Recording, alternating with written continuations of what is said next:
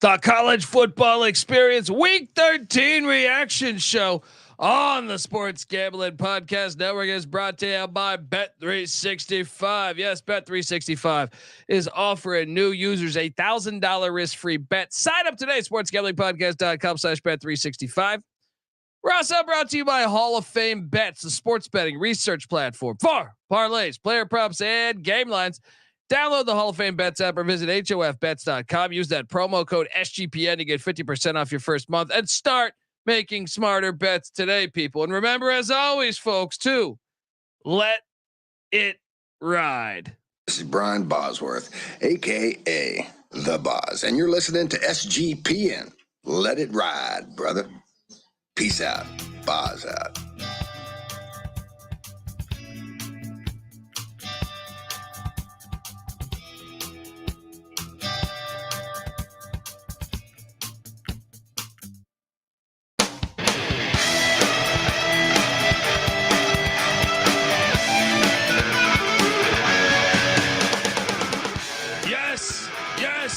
Yes. Woo! Welcome to the college football experience week 13 reaction show. Are we really at the end of the season? It's bittersweet. The games were fantastic today, but I just want the season to go on longer. I'm already getting talk. Mark Stoops has already been hired and fired by Texas A&M in the past 3 hours. Great to see that happen. I wonder if perhaps he has ties to Sandusky because it reeks of Greg Schiano to Tennessee. Yeah, we're gonna see if there's some there's serious something going on there. Allegations that happened with Mark Stoops. Second cousin was friends with David Koresh. That's right. You know what I mean? And man, just a wild day. I am joined. Well, first off, you're probably wondering who the hell you're listening to. That's fair. Hopefully you're watching youtube.com/the college experience. But my name is Colby Swinging Danterbase Dan, aka Pick Dundee. That's not a pick. This is a pick. He was raised in the land down under, where a man thinks on his feet, speaks with his fists, and lives by his wits. When Dundee happened, he was a superstar. I want this pilot. It's a matter of national security. Oh, yeah. Shout out to the chat, rocking along. Once again, youtube.com/the college experience. Shout out to Magic Man Blanco. I owe him a bottle of liquor. I got to send him a bottle of liquor. Keep forgetting. I'm going to get him there, though. All right. Yeah. Send the man his liquor. I know. It's a very scumbag move of me. What did you what's that liquor sending app? I just need to dive into that shit. I did not realize there was one. Yeah. There's a bunch of shit out there, man. Well, let me ask you this. I got an alcohol dealer. My alcohol dealer can't go that far though, man. That's true. Your pusher. Yeah. Why do you owe Magic Man Blanco a bottle? Well, we did a little bet about if Colorado could cover that big ass spread in Eugene. I didn't say Colorado was going to win. I knew they were going to lose, but I thought they could cover the spread. Didn't happen. And he hit. And he deserves a bottle of alcohol. Hey, you know what I'm dragging? I owe Nick 5 shots. Yeah. That I have to take. I'm dragging my feet on it. I can do it right now, but not exactly ideal timing. We'll get to it. Shout out. And the Texas A&M thing is fucking hilarious. I mean, how great is this right now? I want to talk Michigan, Ohio State, but I mean, he's hired and fired within 3 fucking hours. Like 45 minutes. They were like, all right, we hired him. And then boom, like immediate fan reaction. They're like, fuck, he's fired. This is why A&M will never win. There's too many. I mean, they'll win enough. They'll win like 8, 9, 10 games. Yeah. There's too many cooks. You know what happened? Like 2 or 3 rich ass boosters put together that $77 million buyout. Yeah. And guess what? The rest of the university wants to hire these other guys. And if one of those guys says no. Well, you would think though, if that is the marching order and you really are taking into account the boosters like decision making, which if they're shelling out $75 million, you probably should be listening to what they have to say. Let's be honest. Well, the Stoops thing was hilarious because he was part of Jimbo's staff at Florida State. Right. It's like I almost wanted that to happen, just so. right. It's like, wait, you got rid of Jimbo Fisher, but you kept one of his guys. Right. The guy who was there during the same time. Shout out to Kyle Combs in the chat. Been listening to you guys for a while now, but first time listening and commenting live. Cheers to you, man, and hope you're having a wonderful holiday weekend there. And appreciate you tuning in live. Let's get to the elephant in the room. Michigan, Ohio State, Patty C. Pick Dundee, win a lock battle against NC Nick. Michigan -3.5, whatever you got it at. Either way, it cashed. They never trailed the entire game. No sweat.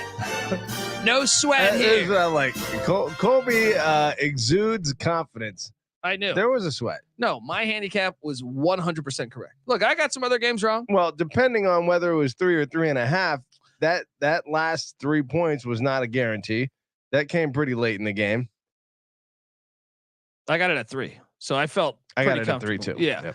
Yep. And you know the real thing here, and yeah, that's a good point. Keanu's talking about how that, you know, that touchdown by Michigan that was a fumble after he scored. That was a close call, but I think they got it right. I think they got it right. I think it was a touchdown first, then a fumble. Yeah, I think he maintained possession for like a millisecond after he crossed the plane, and as soon as you cross the plane, it's a touchdown. But damn, was it close? Now they were consistent. Was a shitty call somewhere in there though that Ohio State got hosed on.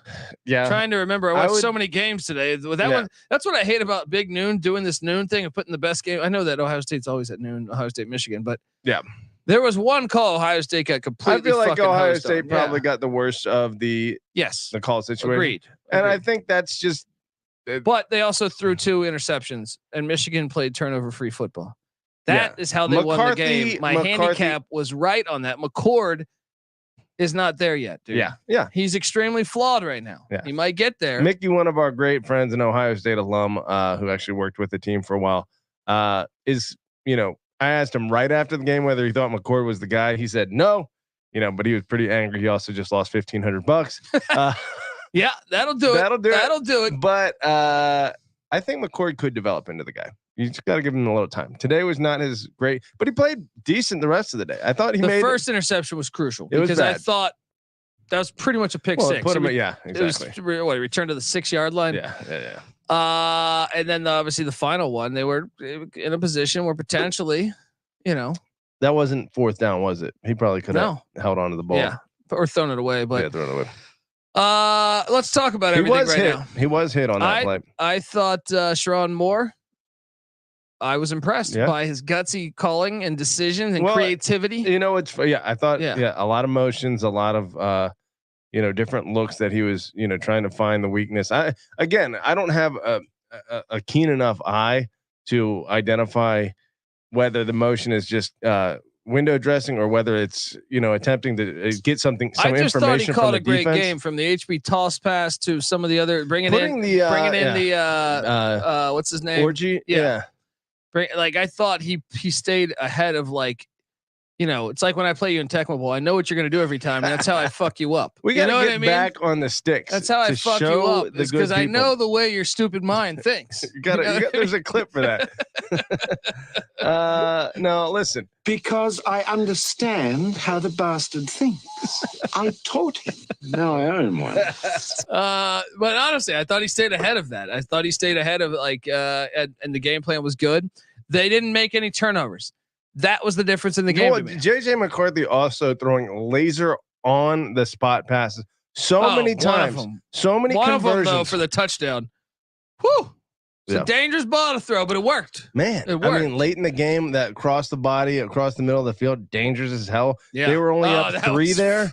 That was that was a midfield. If that was wild. A turnover, that would have been might have been game. Yeah, that could have been a pick 6 too, because that whole side of the field was open. Yeah. How about when he ran to the sideline, tiptoed and threw the laser down the sideline for like 20-yard game? You're right. Game ball. Great game football. Ball. He played amazing. Dude. Yeah. He even had a couple key runs. Yeah. One for like 40 yards. I feel like remember that one where he he didn't go to the out of bounds. He cut in. Yeah.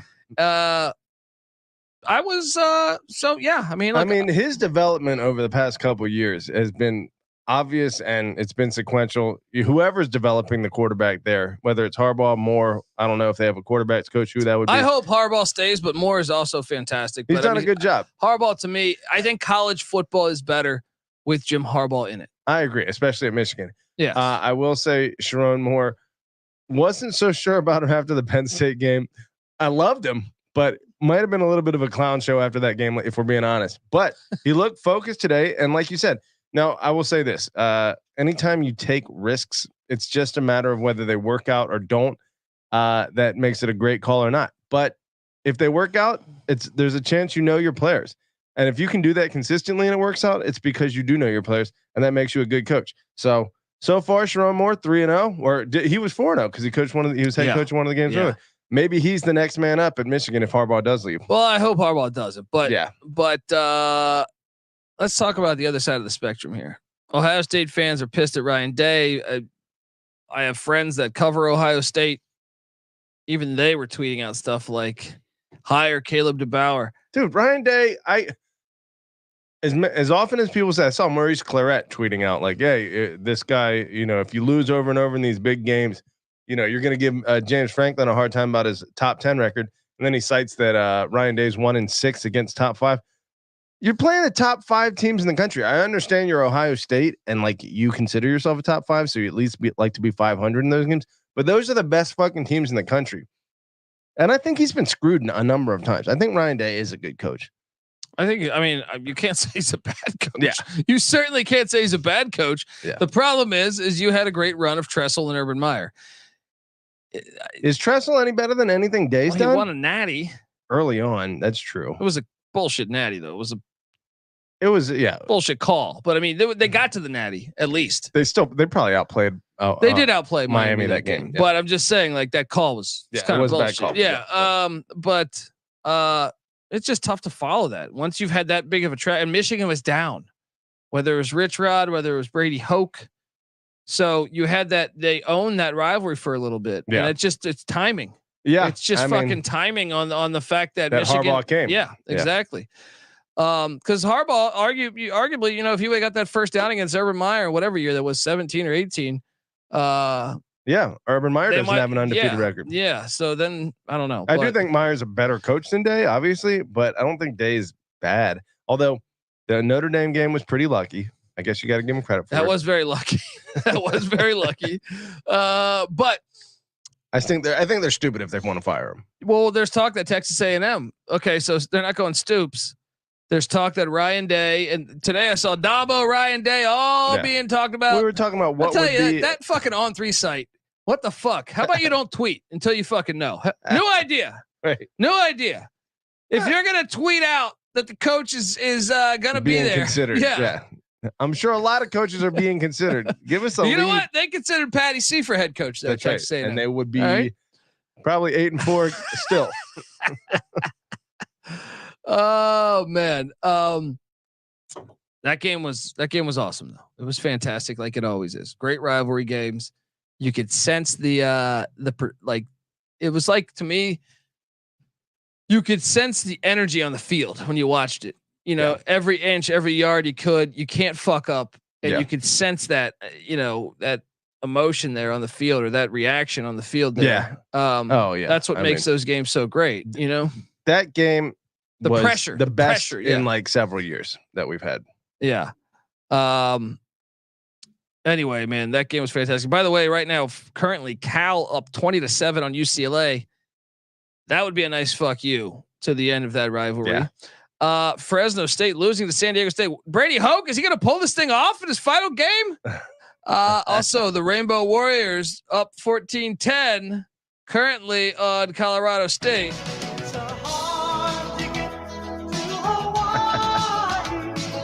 Looking like a hard ticket there. Fresno and if you said in week 9 that Fresno and Air Force would be like 4 lost teams, I would laugh at your face. But how many in a row now is it for Fresno if they lose? Or 2 in a row. But I feel like how many losses they have? 4. This would be 4. I think. Right? Hold on. They lost to Boise. No, they beat Boise. They lost to Wyoming. They lost to somebody else. Who the fuck was it? San Jose State. New Mexico, and this would be the 4th loss. Both of those teams look like the shoo-ins just a few weeks ago. Yeah. Air Force lost today, right? They lost yesterday. Yeah. So 8 straight wins to start the season, 4 straight losses to end the season. Yeah. Ouch. Next up, let's talk about Kentucky, Louisville. This game was fucking brutal, man. I had a lot of money on Louisville -7. Oh man. I really feel like Louisville was the better team. They just let them off the hook. You can't do this shit. Like you were up all game. You dictated the you were not trailing until the 4th fucking quarter. And Jack Plummer, first off, the kick return, you're up 10. You kick off. The guy takes it back like 105 yards, whatever the fuck it was. Yeah. Then Jack Plummer running out of bounds. Just like the guy runs by him and it's just, he's not protecting the ball. He thought that he fumbled like first step in bounds. He was still in the field of play. Yeah. That was a critical play in that game. Also Jawar Jordan with a critical fumble. I really feel like Louisville's the better team, and I would bet that same bet tomorrow, but those turnovers were absolutely fucking critical. Situational awareness is a factor, but that's the one thing that you would think Braum, is pretty good about preparing his guys for, is not making stupid mistakes. This was a brutal loss. Man. Let's look at the team stats to see if. And Mark Stoops apparently is going to be back next year. Look at this. Team stats: first downs, Louisville 23, Kentucky 16. Total yards, Louisville 403 to 289 to Kentucky. Time of possession, 36 to 23. So I'm saying Louisville, almost every stat. It's those turnovers and that kick return. Brutal. Where the fucking win for tough look for the ACC too. Yeah. One of their conference championship game participants lost to a mid SEC team. Yeah. Yeah, that was tough. So Louisville, Florida State coming. Shout out to Stoops. Thought he was going to ride that energy right into College Station. Didn't hit for him, but yeah. Maybe he gets another job. I don't know. What if Day leaves? What if Ohio State hires Stoops? Well, he's recruited Ohio hard enough. There you go. He's a young boy. Yeah, I mean, maybe Ryan Day's gotten a little fancy with the national recruiting. They want to get tough. They want Ohio boys again. Get Mark Stoops. Ohio State did have a drive in that game where they said "fuck you," and it was great to see old school Ohio State back. Because I'll be honest, I kind of hate Ohio State ever since they went to the Urban Meyer spread offense thing. Yeah. The Ohio State that I'm used to of Keith Byers and Raymond Harris and Eddie George. Yeah. If it wasn't for Mickey, Ohio State is everything that is right with football, or has been traditionally, No, Willie but Hayes, any Urban Meyer offense, I kind of despise. Urban Meyer even ran a power fucking spread. It wasn't a sissy offense. Maybe it's just I hate the spread. Could just be that. Yeah. Yeah. It's fair. You need a fullback in your life. Could just be that. But anyway, Kentucky wins. Great win for Kentucky there, just to continue their dominance in that rivalry. UCF is bowling. They beat Houston 27-13. Patty C, Gus Malzahn. You got to wonder if they didn't have Plumlee injured for a couple games, would they have been in the mix to play for the Big 12 championship? Because you look at that 3-point loss to Baylor where they Baylor came from 30 points from behind. They also didn't have Rice Plumlee for the Kansas game. Kansas worked them. The Oklahoma game, they almost won. And You're giving Malzahn a lot of credit. Oh, I'm asking you. No, I'm I don't playing think devil's advocate here. They also have a 1-point loss to Texas Tech. They could have been easily in the mix. I mean, they we had one of the top offenses in the country, if I'm not mistaken. Let me get that pulled up. But they number 6 offense in the country from a yardage standpoint. Now, from a points per game standpoint, they are. Let me get that pulled up. Number 31. So there's some serious discrepancy about being able to score points in the red zone. Maybe I'm guessing that's what the issue is. If you have that many yards, but are that low on the scoring total? Yeah, I don't know. Well, he's always crazy too. He'll go for a 4th and 8 on the first drive. You're like, what are you doing, dude? Right. I think the future's bright. Although, are you going to find a much better quarterback than Malzahn? And then head coach Plumlee? Oh, Plumlee. Well, you're gonna have to because he's gone. He is gone. Bye bye. Yeah. Plumsy was Plumsy. Good friend of yours. Oh, Plumsy was a great guy. I tell you, oh, Plumsy. Plumsy. My I like pal. me and Plumsy go back. Maybe we're just impressed because he's like a super fast white quarterback, but No. there's probably 100 black quarterbacks that are just as fast as him and can throw just as well as Plumlee. Yeah. No, but no, I think we're impressed with him because he plays hard. Yeah, he plays hard. Like too. we hate the modern quarterback situation where everyone slides and everyone's a fucking lawn chair and a little bitch.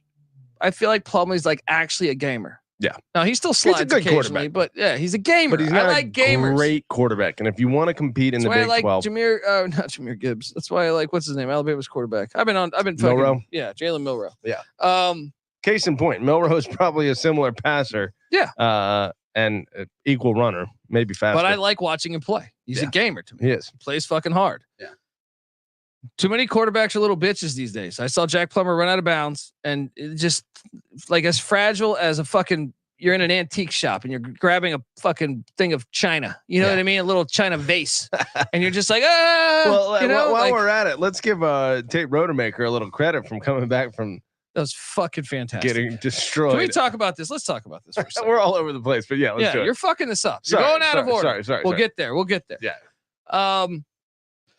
Let's talk about Big Dundee hitting his over 2.5 wins with Sam Houston State. It was sweaty all year. All year. It was extremely sweaty. I feel like it should have cashed in September, but it didn't. But today, Sam Houston State takes down Middle Tennessee 23-20. And it's feeling nice over here in Victory Lane. 3 wins in the last 4 weeks of the season. That is finishing strong. Congrats, Sam Houston. How are they doing this?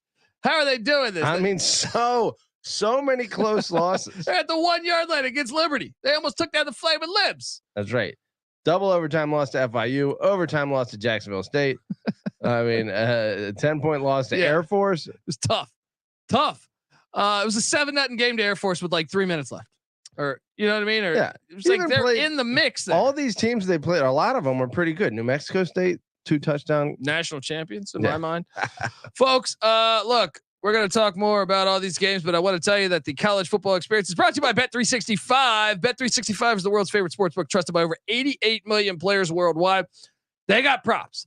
They got sides. They got totals. They got live betting. Yes, Bet365 has you covered. Sign up today and choose from 2 bonus offers, either $1,000 no sweat bet or bet $5.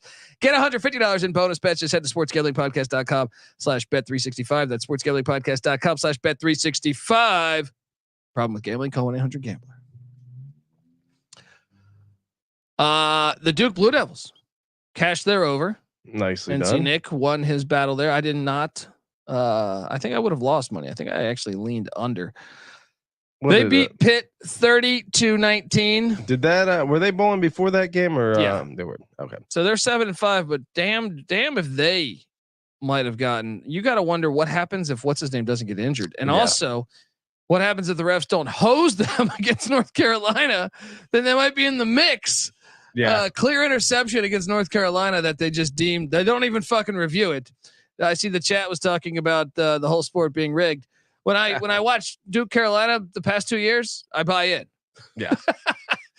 So I mean, that's 2 years in a row that they're screwed.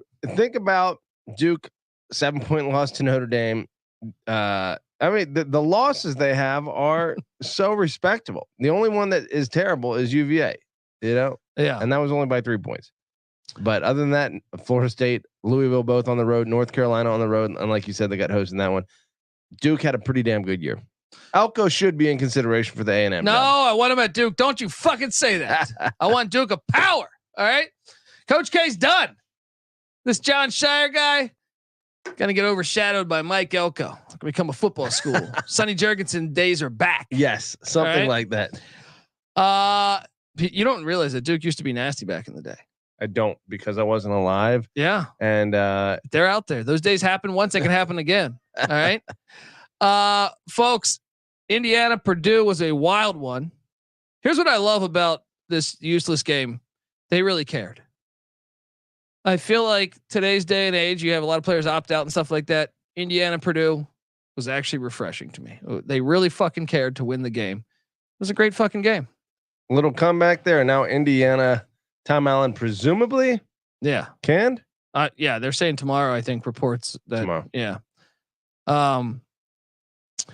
Anyway, Purdue gets that dub. I don't know. Nice what that little means. comeback there. I don't know what that means, but Troy beats Southern Miss. Troy, App State lock up the Sun Belt Championship in Troy, Alabama. It'll be a fun Sun Belt Championship. Troy, App State's playing damn good ball. You know they are. What was the score in that Troy game? Troy won 35-17 against Southern Miss. I kind of think App State's going to beat them. That's, I guess, impressive enough because Southern Miss is playing better football. App State, meanwhile, I'm sure we're going to get to that, but they handled their business thoroughly. SMU 59, Navy 14. Woo! You know, and I was talking to Colby about this throughout the day. I'm so fucking sick and tired of you telling me SMU is a mediocre counterfeit team. Dude, 42-7.5, just shellacking a 5-5 Navy team. Buddy. Okay, have Navy's you watched not Navy great, this year? but when you win 5 games, you're okay. And you're getting absolutely run off the fucking field by SMU. SMU could easily beat Tulane and punch their ticket to the New Year's Six. And then what are you going to do? What are you going to tell me when SMU's in the New Year's Six? They don't belong. Where do you think, which was the so I want you to tell me. What was the most impressive Navy win? Was it 24-0 against Wagner? Was it 27-24 against North Texas? Was it 14-0 against Biff Poggi? Was it 32-18 against a tough Temple squad? What they did shit on Trent Dilfer, but then again, Dilfer only won 2 or 3 games in his first year. They did shut out ECU 10-0. Now I got to get it pulled up. I'm getting they suck, dude. I mean, but SMU is obviously. How about a 4-point loss to a decent Memphis? All right. Let me say this. SMU 59-14 against Navy. Notre Dame only 42-3. They are on Notre Dame's level. They're on Notre Dame's level. If the scoreboard Navy was at SMU, Navy played it in fucking Ireland, dude. Comparing the scores, he's got an excuse for everything. Comparing the scores All right, is the how dumbest about this? Fucking thing. Air dude. Force 17-6. No, comparing scores is a very reliable way. Maybe speaking. if it was a home game, if both were home, but comparing just complete. What? Navy took an aircraft. They took a fucking battleship. All right, they were that was basically a home game. They went across the Atlantic. And then again, Notre Dame was in Ireland, so maybe not. Look. I don't get.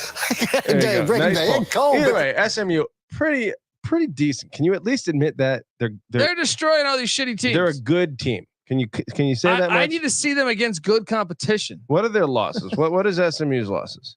Oklahoma, who's 10-2, and the other one was TCU, who was not polling.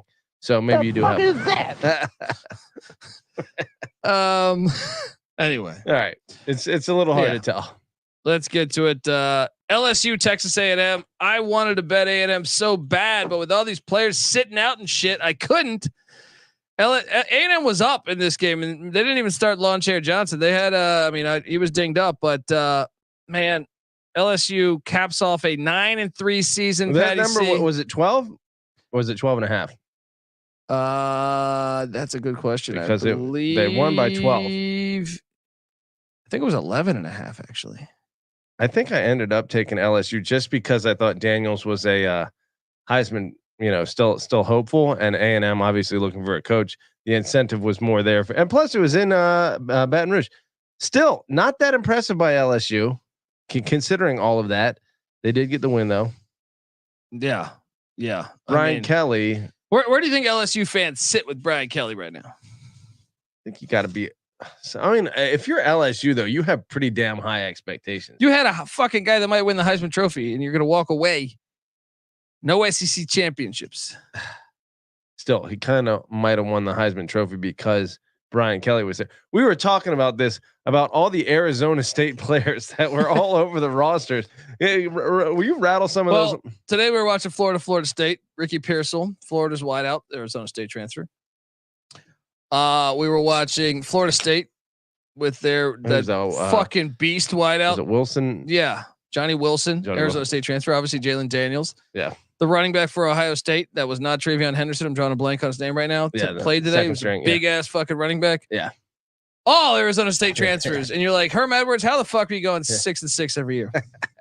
The hell is going on? Exactly. A college football playoff level backfield and receiving core was on the field on other teams. And for all those people that say the Pac-12 fucking sucks, and look, I'm no Pac-12 fan. They do suck. They're getting blown up, but clearly that's got to speak for something. Yeah. You know what I mean? If that's a 6-6 team in the Pac-12, they're all fucking starters everywhere else in college football. Yeah. I mean, I guess not the kid at Ohio State, but he's still play at Ohio State. Yeah. You know what I mean? In the biggest game of the fucking season. Yeah. So anyway, well,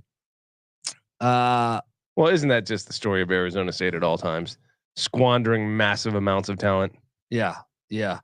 It's funny. The chat's fucking cracking me up right now because our regulars are in it with this battle on this guy, this guy right here. Look on the screen.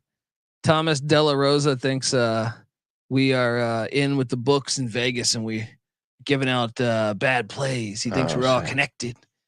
You know, Lee Harvey Oswald's my uncle. Did I tell you that? That's right. 60-year anniversary here. Shout out to my Lee Harvey Oswald, my uncle. Didn't know that, did you? Huh? And by the way, Epstein Island, if you know, it was a big island. You didn't just show up to Epstein Island and see, you know, kids getting fucked. What you saw to the right was beautiful beaches. You know what I mean? So, what the fuck is this guy talking about over here? Okay. let's keep moving here. Anyway, Northern Illinois, 10-point win against Kent State. Kent State covered, gave that away on the morning show. Nice. UConn, UMass. I was on the wrong side of this one. Did any? I didn't even. I watched it. I watched the whole game. Score. I watched the whole game. UConn 31, UMass 18. Surprised by that. I mean, UMass was playing better ball, but I would say UConn's the better program lately. So I don't know. Nice win for junior Jim Mora Jr. Yep. I mean, 3-win season, year 2 after 6 last year. Independent football. It's tough to get a gauge on it, but still, they're pretty bad. Yeah. Miami, Ohio beats Ball State 17-15. Ball State covers in the MAC. So I was on the road though. Nice win for Miami of Ohio. A couple teams go bowling here, and I thought they were going to fuck over JMU. Rice beats Florida Atlantic 24-21. The Owls are bowling. I feel like you doubted us on this. Me and NC Nick were Team Owls over here. Yeah, I kind of did. I mean, I don't know. There's like 100 years of history to back me up on that, but they played pretty well. How's that history these days? Hey, huh? Congrats, Rice bowling. Very nice season there. Eat a bowl of rice. Syracuse went bowling too. Nice. Don't be racist. He did a bowl of rice. All right. There's nothing racist about that. You're saying JT Daniels is Asian. A ching chong. All right. Look, Syracuse 35, Wake Forest 31. Syracuse is bowling. Tough year for Clausen. Yeah, Clausen. You see his comments about Sam Hartman? Spot on. Everyone giving him shit. Oh, he's bitter. Blah blah blah. Liberty's running back was a stud. He's a Wake transfer. Wake is a true stepping stone program right now. Build up players and they all roll. So I was watching Georgia State Old Dominion. Georgia State went up 21-0, and I figured it was okay for me not to watch the rest of the game. Big mistake. Whoopsie. Because Old Dominion scores 25 of the final 28 points, and they win 25-24. And they're bowling. Ricky Ronnie, I got to be honest. I locked up the under on Old Dominion this year. I ate shit. The Monarchs go 6-6. That's a great year, man, considering what they lost. Yeah. Very impressive. Ronnie doing a good job down there. You know, maybe one of the more slept. I mean, obviously there's a lot going on with Liberty. Even Tech getting bowling this year. That was a nice look today. But then JMU, Old Dominion kind of lost in the shuffle there. But nice bowling and a winning season, depending on what they do in the bowls. That they're building something maybe. The East Carolina Pirates lost to Tulsa at home. Mike Houston, once again, a mole that JMU sent in to destroy. the Pirate program. Very effective. They suck. God, that's bad. a tough loss, man. 2-10, only one win against an FBS team. How the fuck they fired the OC last week? Was it the last play? Why of the are game? we firing the offense coordinator? Just fire the whole staff. What is this? Just keep. Oh, the offense is bad. No, the whole fucking team is bad. All right, fire everybody. They are bad. Close losses though. Again, throughout the season, a decent Charlotte team by 3, UTSA only by 14, Tulane only by 3, Tulsa by 2. Yeah, it's tough. It's been a tough little season for ECU. Maybe you give Houston one more. No. Get him out of here. Get him out of here. They had Aguilar though, right? Is it Aguilar, the freshman? They have like 5 different shitty quarterbacks, dude. Yeah. Not a great year in Greenville. All of them suck. Not a great year in Birmingham either, as Trent Dilfer. Actually, they won 4 games this year, but they're 4-8 as North Texas beats them 45-42. Why did UAB get rid of Brian Vincent? He was making the bowl. Him and Bill Clark as a team were really good. It's crazy. Well, you got to take chances sometimes. Trent Dilfer could be. Give him a year. Maybe year one. Maybe give year him a 4-8. I mean, to stay in that game, North Texas effective offense obviously got into a shootout with North Texas. Let's give GJ Kinney a shout out. No, that's Eric. Wait, yeah. Who's at North Texas? Eric Morris Agency. Eric Morris Agency. They have a good offense too, but they have a terrible defense. Okay. Louisiana beat ULM. Never fade a Bowden in a big game. Nope, we should have faded the Bowden in the big game today. Because Mike Devereaux and the Raging Cajuns are bowling 6-6. I still expect him. That's going to be something to watch. Can Mike Devereaux? Because that's 2 straight years of underachieving. And based on talent, I know talking to our buddy Phil Steele, he thought they should have been the best team to beat in the Sun Belt West. Still a nice little way to end the season.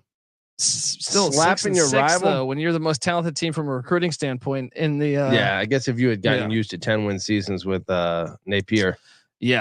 Western Kentucky bottled up the Airport, beat them 41-8 or to 28. And then let's talk about this one. San Jose State 37, UNLV 31. I was on Sparty here. Let's fucking go. They get it done at that ridiculous stadium that was empty. Hey, the winner might play in the Mountain West Championship. There's like 300 people at this fucking game. And yet, this is let's break this down. I'm not even sure San Jose State, despite that head-to-head win, which was supposed to punch their ticket to the Mountain West Championship game, I don't even know if they're in play here. Hey, Mountain West, I know you guys were super cool and invited me to Media Day, and that was awesome. But why didn't we discuss how ridiculous your fucking rule book is on who's playing in the championship game here?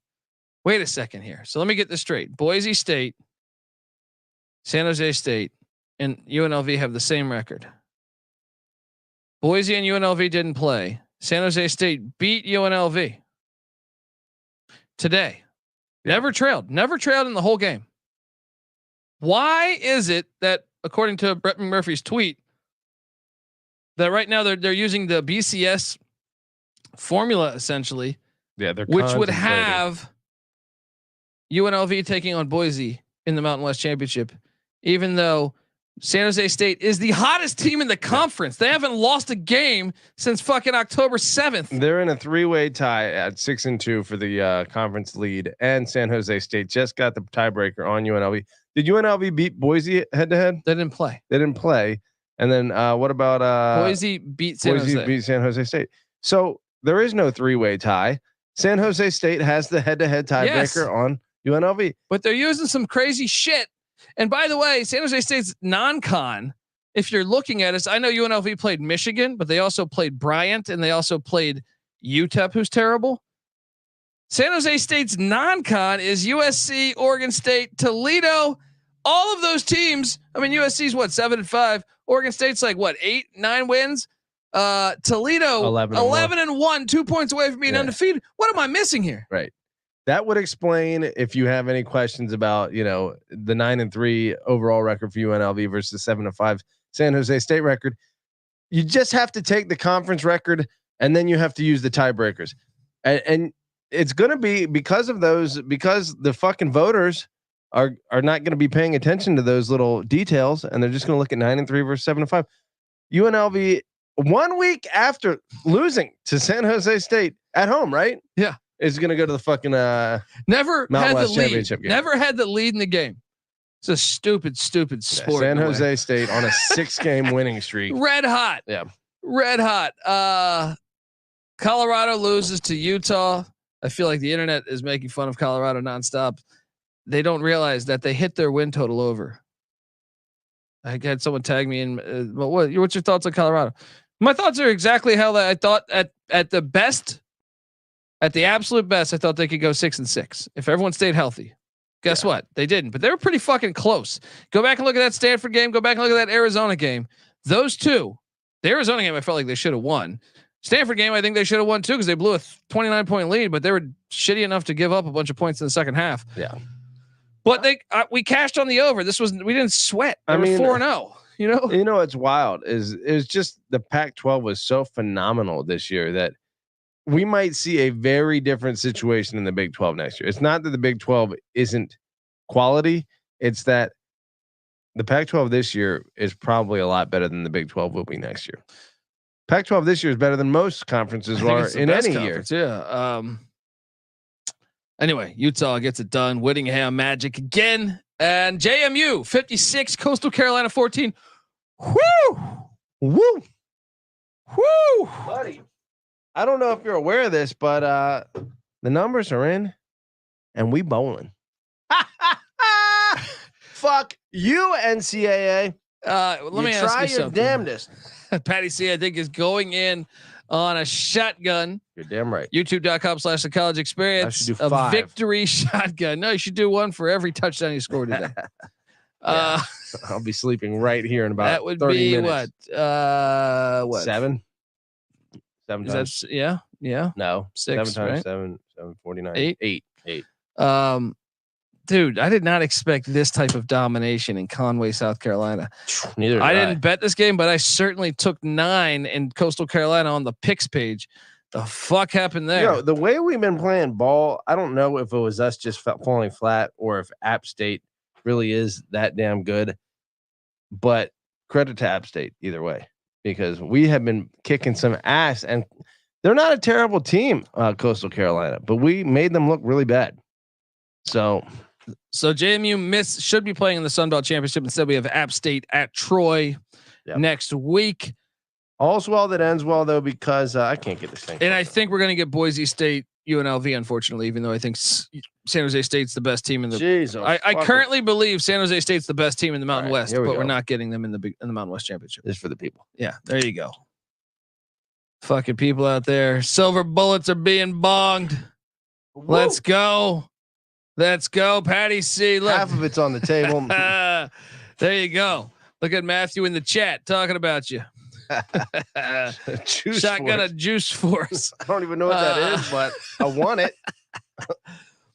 BYU Oklahoma State was one of the best games of the day. In a fucking a cold ass monsoon. It looked awesome. It looked like we were watching old school football. BYU was up 24-6, I think it was. Oklahoma State ties it. Yeah, what actually takes the lead, misses the extra point though. So they're only up 3. BYU then drives down the field, sends the game into overtime, and then in overtime, the Olive Garden had 5 touchdowns, including the game winner. Oklahoma State and Mike Gundy are heading to where this should be Arrowhead, but instead Dallas, right? They're doing this stupid fucking game. Jerry's it was so World. great when it used to be at Arrowhead. They're going to Jerry's World, that filthy stadium. How often was it at Arrowhead? Every year. Was it really? Yeah, I was a Colorado fan, man. I was following that shit every year, man, at Arrowhead. Anyway, actually, it was in Dallas a little bit too. Okay, but it was at Arrowhead a lot. K-State, remember, upset Oklahoma. You had the Missouri, Kansas battle there. You were following it way closer than I was. I feel like K-State A&M was in Dallas, right? No, they got upset in Arrowhead. Darren Sproles went off in Arrowhead Stadium. Okay. Yeah, but Patty C, here's what's interesting. So I think if you were a Texas fan, I saw people saying, "Oh, this is great. We're not going to get Kansas State or Oklahoma. We're going to get Oklahoma State," which is all fun and games. But then you realize that Mike Gundy has had the Longhorns number. Yeah, I saw the spreads for both Oklahoma and Oklahoma State against Texas. I think Oklahoma was Texas minus 3.5. Oklahoma State minus like I think 12, 11 or 12, something somewhere in that range. So obviously they're giving a lot more credit to Oklahoma than Oklahoma State. I think what the stat you're about to reveal, or if you just did, 6-2 in his last 8 against Texas, and those 2 losses. 7-point loss in overtime in 2020, the COVID year with no fans in Stillwater. Probably would have won if they had fans. Then a 6-point loss in Austin. Those are the wins. Let's be honest though. Yeah. Texas is a little better this year than they have been for the last 8 years or however many years. They had a 10-win season with Herman. I think they were on. Yeah, they've been okay. Yeah. I still think they're capable. Oklahoma State's a weird team. Gundy gets up for certain games. Yeah. It's a weird team. Texas could blow them out, but I also think Oklahoma State could beat them. Yeah. It's not a true home game. I'm sure Oklahoma State, given half the tickets, will fill out their portion of Jerry's World. It's like the Red River Shootout. How happy are you with that being the final Big 12 championship game as we know it? I'd rather neither Texas or Oklahoma be in there. But I suppose that it certainly adds some drama. The fact that we want Texas to lose in that game and Oklahoma State. I think I mentioned it before the season that they and Kansas State, but specifically Oklahoma State, is kind of the team that has the highest prestige level of any of the remaining Big 12 members. So it's good that they're in there to represent. Yeah, and big time comeback win there. Awesome game. I have a future. I got to check out. I don't think I put $50 on it, but still. On Oklahoma State? Yeah. Nice. This is I think a plus 1,200 if memory serves me correct. Nice. We'll see. They still got 1 game left. Northwestern took down Illinois, and all of a sudden the Big Ten West is like the fucking Pac-12. They're getting ready for the Pac-12 teams to come in because every game is like 45-43 now. Well, it's not all of a sudden the Big Ten West. Well, yeah. I mean, in terms of shootout. I guess and like what? The game last week, Purdue and whoever, like there was like 3 or 4 games. Yeah. The offenses are definitely getting a little hyper drived. But I'll say this: the standings within the Pac-12 or the Big Ten West are the same as they ever were. It's you know, I mean, Iowa being that far ahead isn't I guess not an anomaly, but how about that Iowa Nebraska game? By the way, we cashed on that. That was fucking great. +3 or 2.5, whatever it was, and then cashed on the under. Big Ten West, you got 10-2 Iowa, but then 7-5 Northwestern, 7-5 Wisconsin, 5-7 Nebraska, 4-8, 5-7, 5-7. Every team is the exact same in the Big Ten West except Iowa, who's like a hair better than all those others.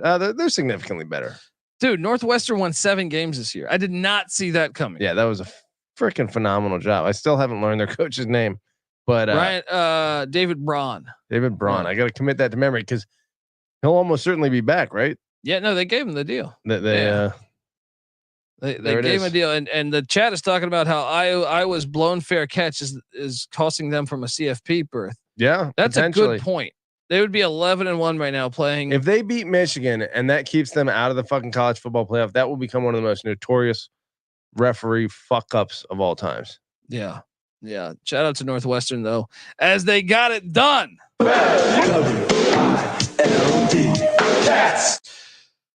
Vandy got destroyed by Tennessee. We don't need to talk about that one. That's the boringest game every fucking year. Arizona rivalry game. I took Arizona State. I felt good about Arizona State's chances today.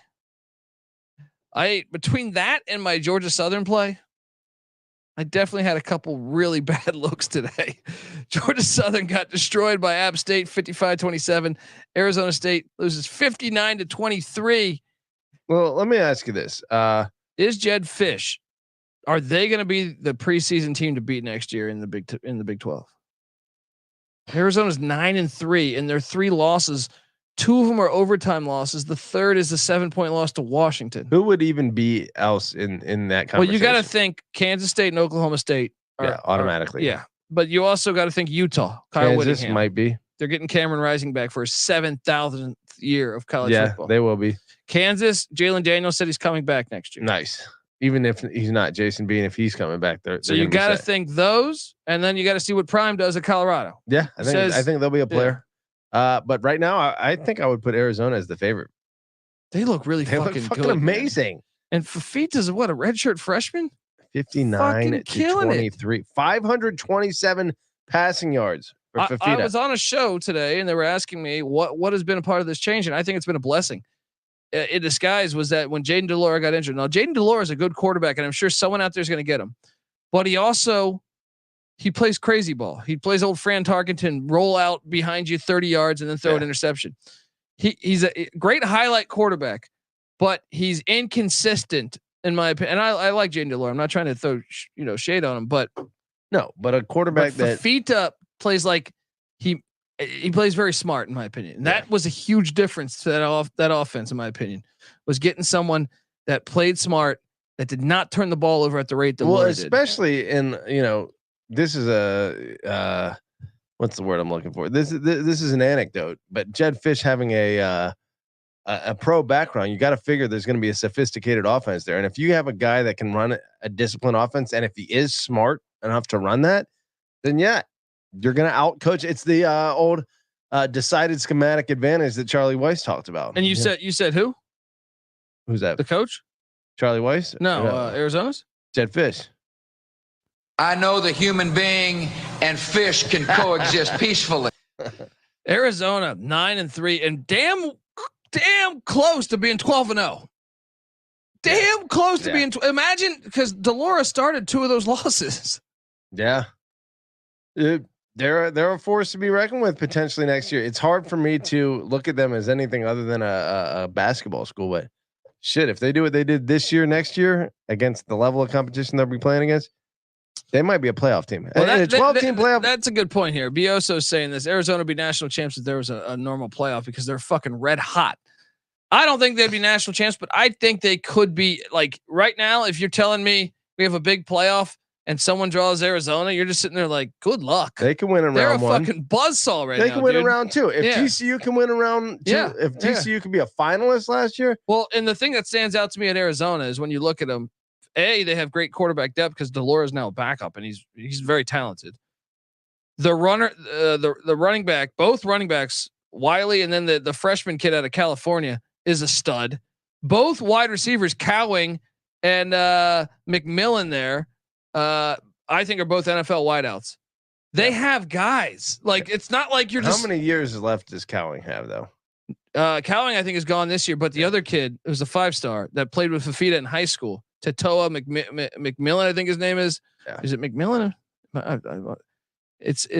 I'm quickly pulling it up. I feel like he's went to the same high school as Fafita. I'm just drawing a blank. Yeah, Teria McMillan. Yeah, that guy's 266 receiving yards today. A fucking stud, dude. I'm telling you, he's only a sophomore. Dude, 266. He's only a true sophomore, dude. Yeah, he's nasty. Watch out. Wildcats got something brewing. App State on the other side destroyed Georgia Southern. Georgia Southern was up early. I was looking like a genius, and then App State just absolutely pissed in my face. They are peaking at the right time, so to speak. App State. Who do you got? App State, Troy next week. Give it an early prediction right here. I'll go State. Yeah, they're red hot right now too. Yeah, but wouldn't that be great if that was for one of those teams was going to make the playoffs? Yeah, I mean, hey, here's an idea. App State almost beat North Carolina. Should have beat North Carolina.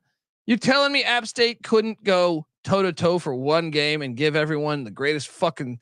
You get a Sun Belt auto App State bid. would not be considered in this current upcoming 12-team format with 5 auto bids. No, I'm talking about a real auto bid. So yeah, if you had 10, 12 auto bids, however many conferences there are, there you 10. Pair right? App State, the Alabama team I saw today, they played App State. Watch out. Yeah. That Alabama team, that's true. I mean, especially this year, even a fucking Michigan team this year. Yeah. You know, I mean, we've seen that before. Yeah. Yeah, exactly. What were you saying? He was on the hot seat. Now he's Sean Clark's surviving. App State's playing good football. I do think, like in most years though, whoever the group of 5 team that makes it, gonna contend.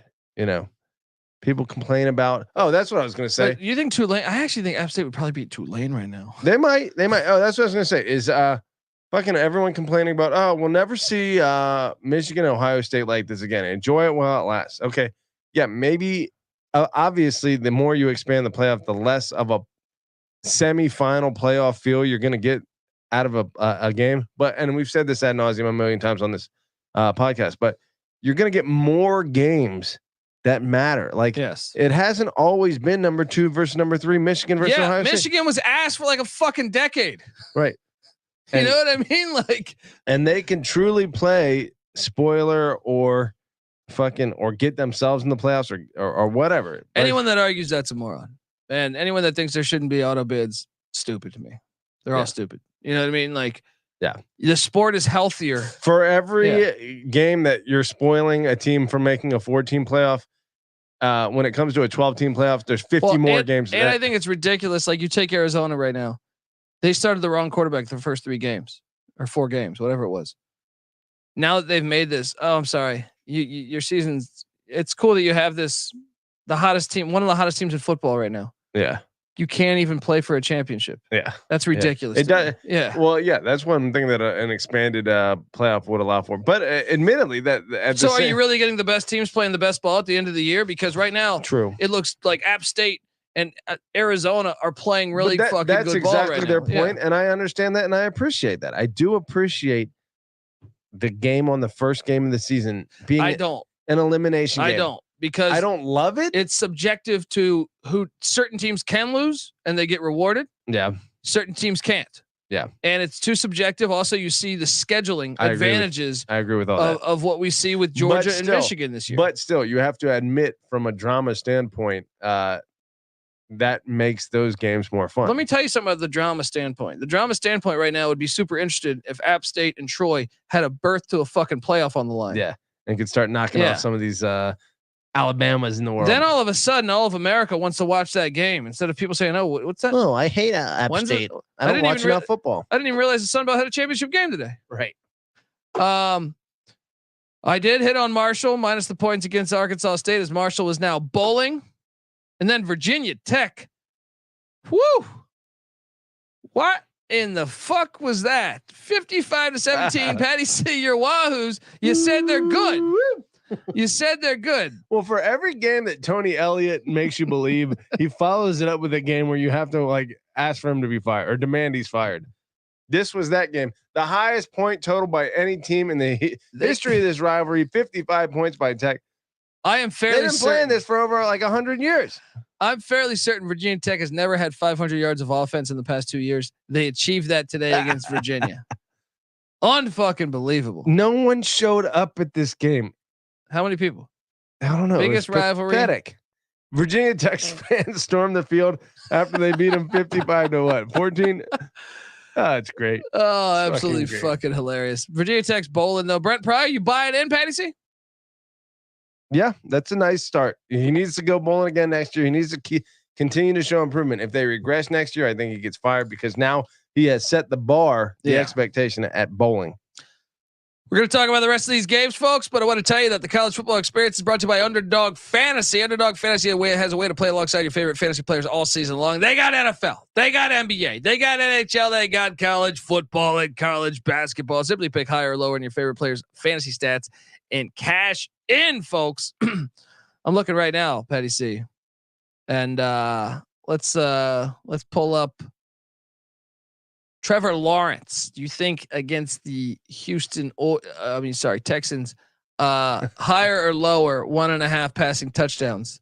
The prince that was promised? Yeah. Oh, yeah. He's going above 1.5. Let's be honest. I think that's a solid play. And then you would have to, you got to pick a minimum of 2 players from at least 2 different teams, but you can bring this thing up to 5-6 different players. It's a lot of fun, folks. And, they have it for college football and college basketball as well. CJ Stroud, higher than 6.5 rushing yards tomorrow. Sure. They have a bunch of these. I'm just picking out random ones to show you. I'll actually take the higher on 272 passing yards because he's been fucking lighting it up. Yeah, he's been lighting it up. Yeah. Now the sack thing in the NFL, that's a thing to take into consideration. Yeah, that's so true. Not. That's true. Folks, but this is our point. They have this for college football. They have this for a bunch of college basketball games tomorrow. Check out the college basketball experience as well. But I highly recommend Underdog Fantasy. And look, when you sign up with the promo code TCESGPN, Underdog will double your first deposit up to $100. That's Underdog Fantasy promo code TCESGPN. We're also brought to you by Hall of Fame Bets. Win bigger by betting smarter this NFL season with Hall of Fame Bets, the sports betting analytics platform for parlays, player props, and game lines.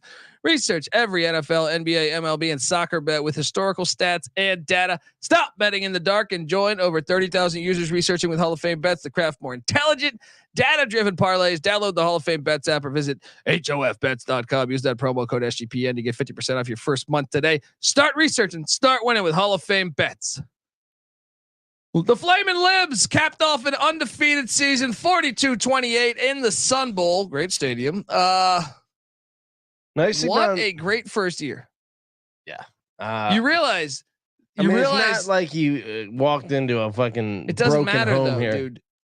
This team, I wonder, like 5 years from now, when we're doing this show, what his record will be 5 years in. Because if year one, this is the year that I thought was going to be 60-0. I mean, are they going to beat? Now the thing is I'm very excited about the future of the CUSA. If Rich Rod stays at Jacksonville State, Yeah. if Jerry Kill stays at New Mexico State, Yeah. and Chadwell, holy shit. If I grow a 14-inch dong, the similar possibilities of all that happening. Jerry Kill's definitely going to stay there. He's at a point in his life. Rich Rod's getting there. Chadwell, I think, is going to stay for a little bit. No, he's not. Chadwell's gone next year, if not this year. I don't think so. I You're think crazy. Liberty has that money to keep him there. Disagree. We'll see. We will see. Undefeated season. They play New Mexico State next week. I think they'd get them. Although New Mexico State is legit. 10-win season. New Mexico State whooped Auburn's ass last week, and Auburn almost beat. We're gonna get there, but holy shit, New Mexico State's a good team. That's a tough game to pick. But who do you favor? I favored Liberty by a little bit, By a like little 3, bit. maybe. Yeah, Hard to fade Diego pissing Pavia. we don't have any history of Jerry Kill versus Jamie Chadwell. They we? played like week 2, and Liberty got them. That's true. But That wasn't that big Yeah. of a blowout, was it? I don't think so. I gotta get that pulled up. Maryland 42, Rutgers 24. The Golden Guido failed for us here. I thought he was going to beat Loxley. So let me get this straight. They went like 6-2, and then they lost every game in November. It's kind of like how I handicapped it, actually. That was one of the ones that where I took Rutgers to take the under. Both you and Nick took them on the over, and it was 4.5. They went 6-6. Yep. So I missed that by a mile. And they're going to benefit from not being in the Big Ten East moving forward. And then we got the game. Well, first off, Wisconsin. Shout out to you. You were on this. I was on the wrong side of this. Wisconsin 28, Minnesota 14. Minnesota not 5-7 season for Fleck. His name cooled off. It has. Now let's be honest. It's not the easiest place in the world to win. You're the only school there. What are you talking about? It should be. Yeah. There's some talent in Minnesota. Yeah, let's go. Creighton Durham. Lock it up. One of the games of the day. Alabama 27, Auburn 24. I had Auburn plus 14.5, but I also had the money line, and I thought I had cashed in on the money line before Hugh Strip Club Freeze decided to. I mean, how did they lose this game, dude? This was the stupidest thing I've ever seen. Alabama did not deserve to win this fucking game, and this is they've had this a couple times this year. I don't know what it is. You can't even say that that's like The fumbled muff punt. a good coaching job. You know? No, it was not. It was not. You can't say, "Oh, Alabama finds a way because they have a good coach." You can't anticipate a dude slipping and muffing a punt. You can't expect a 4th and 31 with a quarterback who can't throw for shit to convert. And how about even before that punt, Milroe's knee is down before he throws the ball. The refs missed that. That would have been 40 seconds off the fucking clock. And boom, Alabama would then be pressure.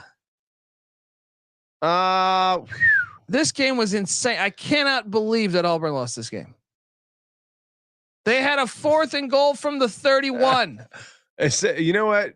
It's the fucking Iron Bowl, man. It's so great. Iron Bowl. I saw someone like someone's good college football page that I follow. I don't remember who was like, it's the most overrated rivalry in college football. And I'm like, what are you talking about? You know what's amazing Yeah. is that between the three games that are really in consideration, I guess you could say Army, Navy, but Yes, in that's terms of mine. implications, though, on a national level, Iron Bowl, the game, and the Red River Shootout are the three that are most routinely brought up. All of them always fucking deliver in their own way. Yeah, but they're always Penn State, Michigan didn't for a while. Or Ohio State, Michigan didn't for a while. It didn't. It was dominance. Actually, there's some ugly ass fucking games since Harbaugh came there. Yeah, it's but there better. were some. Yeah, but yeah, for the most part, the '90s delivered, the '80s delivered, the '70s obviously. True.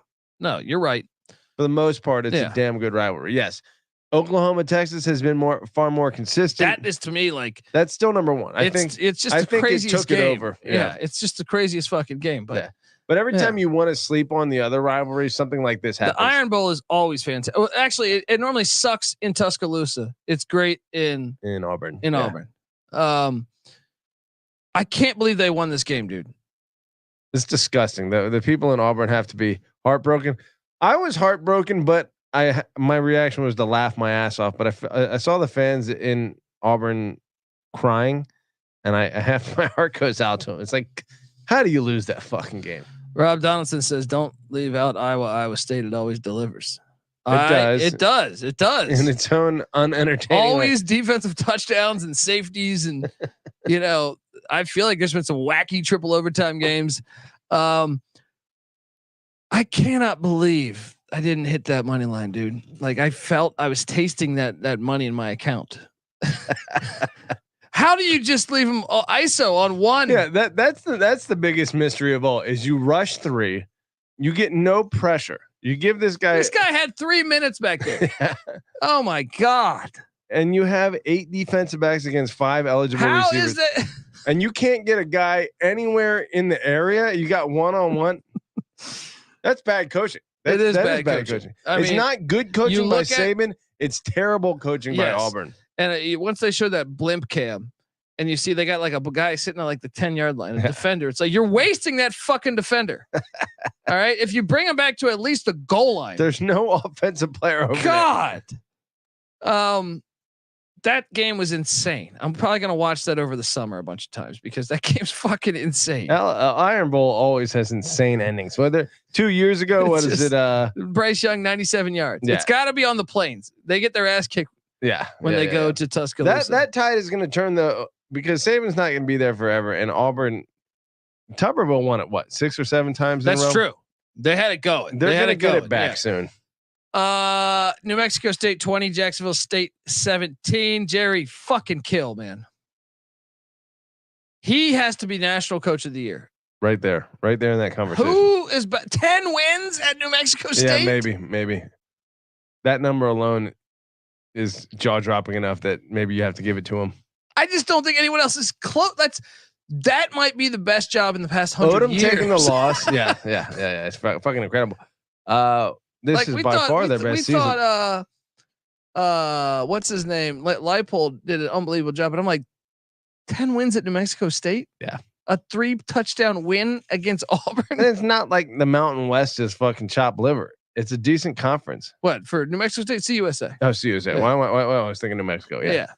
Still, that does impact it a little bit. No, you still want, dude. This team has been a part of a lot of conferences. You beat Auburn a week before they should have beaten Alabama. They beat Jacksonville State. Jacksonville State's a good team. Yeah, they have some decent wins on this resume. Yeah, it's a great coaching job. It's a great coaching job. There's no doubt about it. Washington State. This roughing the passer on Stone, who's a beast on Wazoo. This game was awesome. By the way, the Apple Cup always delivers. Please don't do it in September. We won it with the stakes, with Washington State having the chance to ruin Washington's whole season. Today was awesome. Washington wins 24-21. Man, they really did have a chance. Dude, that roughing the passer. Yeah. And Caleb DeBauer going for it on 4th and 1 from his own 29. Yeah. Insane. Balls to the wall. I felt like Washington State had every chance to win that game, but roughing the passer was bullshit. Yeah, I don't think they blew it. I just think that the refs blew that. Yeah. They played Washington to a dead heat. Yeah. Dead standstill. Washington managed to come out on top somehow. that could have easily gone the other way. Great job by Jake Dicker's squad. Tough that they don't go bowling. It is tough they don't go bowling, but man, so Washington's now undefeated. Playing Oregon looked fucking amazing in the Civil War. Who you got in Vegas here? It seems like everyone's on Oregon. I was on a couple shows today during the games. I'm on Oregon too. I think they're the better team. I just feel like everyone. Washington though keeps finding ways to win. That is an attribute of a team that can't be overlooked. You know, at a certain point, that is in your DNA. You find a way to win, and Washington keeps doing it. They might do it again. And let's be honest, Oregon shat the bed in situational football last time. Maybe they do it again. I mean, I think Oregon's going to win too, but I don't. Oregon just looks so damn good.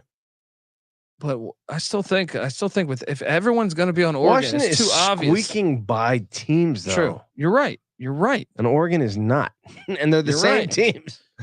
No, but I would argue that Washington's gauntlet to end the season was harder. USC, Utah, Oregon State, Washington State. I don't know that Oregon had a 4-game stretch like that. Yeah. Even though I guess Wazoo's 5-7, but Wazoo's got to be the best 5-7 team in fucking America. They were 2-7 in conference. Wazoo's pretty damn good. I'll say this, even though everyone thinks, okay, Bo Nix is a Heisman level quarterback, but yet Oregon is still a completely balanced offense. And here Washington maybe is a little dependent on the pass. You pointed out to me that Washington still commits to the run, and they have a good running game. Yeah, Dylan Johnson is an explosive back, so it doesn't necessarily matter that you rely on the pass if you can fucking execute. Well, here's the thing: Kalen DeBauer, I think, is so good at getting his offense to attack the weaknesses of defenses. Yeah.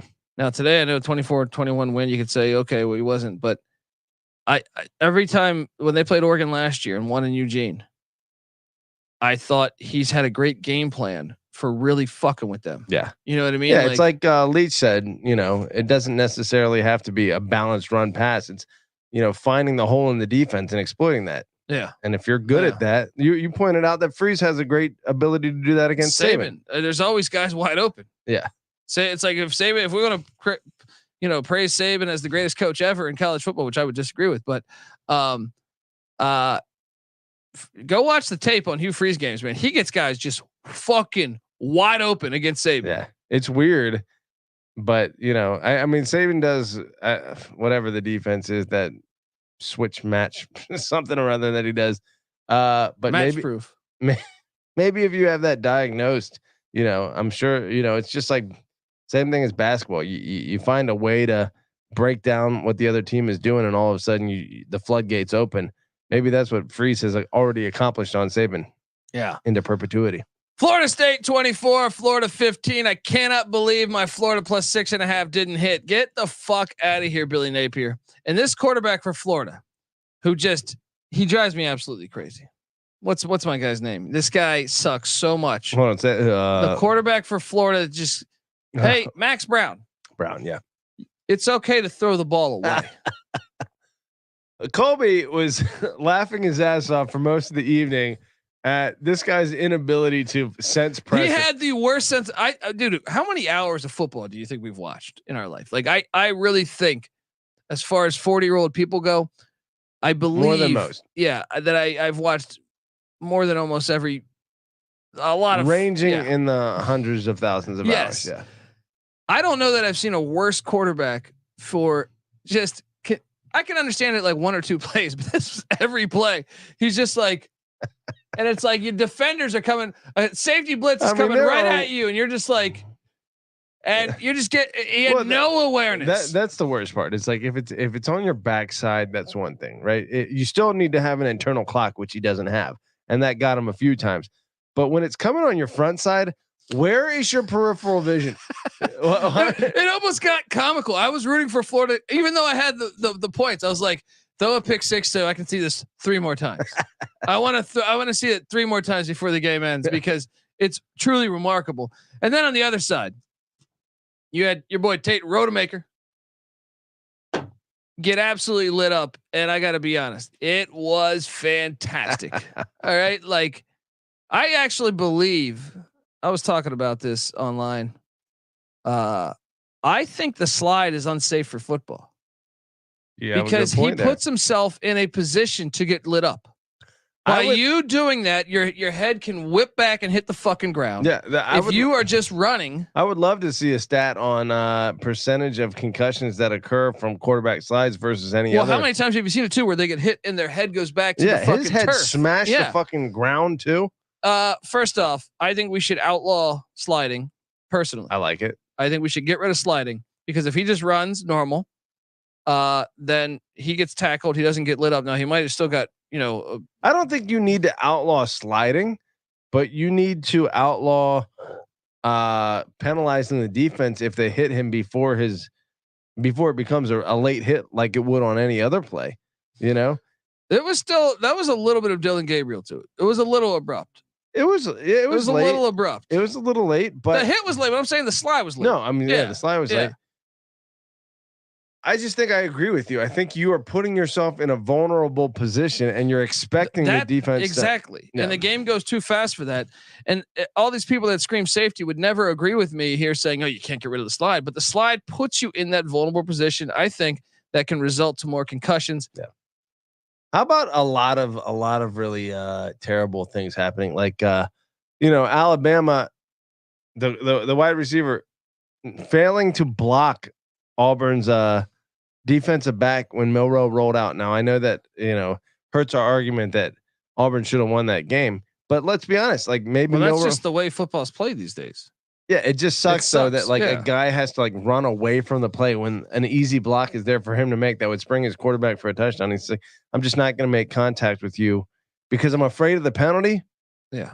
Even though I could get you, I could hit you in the chest. It'd be a perfectly I don't understand clean block. But your eyes aren't looking at me, so I can't. So I'm going to get penalized. If they could watch the games, the fans, because you would see just frustration. Yeah, it's just the sport is at its worst it's ever been right now. Yeah, I would agree with that. And it's like by a wide margin. Florida State wins though by 9, and he's sitting there telling me all game, oh, this is an easy handicap. This is an easy. I still think it was an easy fucking handicap. But you lost. You lost.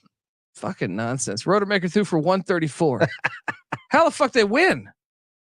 I didn't think Florida was that good. I think Florida, even with that, that backup quarterback was bad. Yeah, but still, I don't even understand. Like Florida State's still not that impressive, dude. Florida had more yards. How the fuck did Florida State win this game? All right, I think we've talked about all of the playoff teams, our potential playoff teams. They're 5 of 15 on 3rd down and 1. Can we 3rd and 4th down, 5 of 15. Can we talk about what we think is going to happen in the playoffs now, or do we need to save that for a little later? Let's save that till the end. We're almost there. Okay.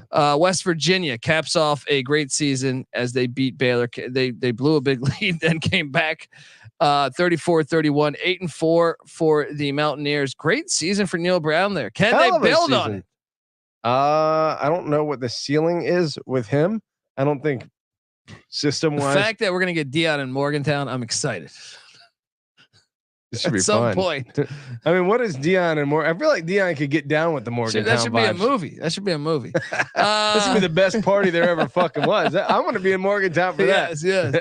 Texas State destroyed South Alabama. South Alabama tried to come back, but Texas State got it done. Texas State put up 52 on the Jaguars. There you go. That's my guy, GJ Kenny.